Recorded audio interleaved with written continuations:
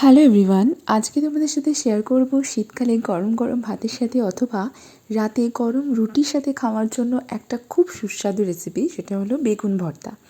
তার জন্য প্রথমে বেগুনটাকে চিড়ে নিয়ে তার মধ্যে রসুন আর লঙ্কা ঢুকিয়ে দেবো।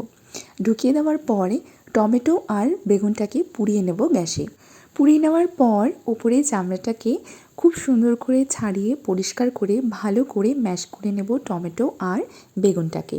তার সাথে কাঁচা লঙ্কা আর রসুনটাকেও খুব ভালো করে একসাথে মেখে নেব।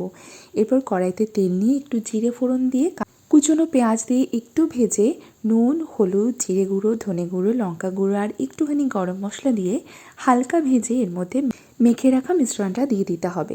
এরপর আরও একটু সময় খুব ভালো করে কষিয়ে নিতে হবে। কষানোর পর একটু তেল ছেড়ে এলে উপর থেকে ধনেপাতা ছড়িয়ে আরও একটু নেড়ে চেড়ে গরম ভাত কিংবা রুটির সাথে পরিবেশন করতে হবে গরম গরম বেগুন ভর্তা।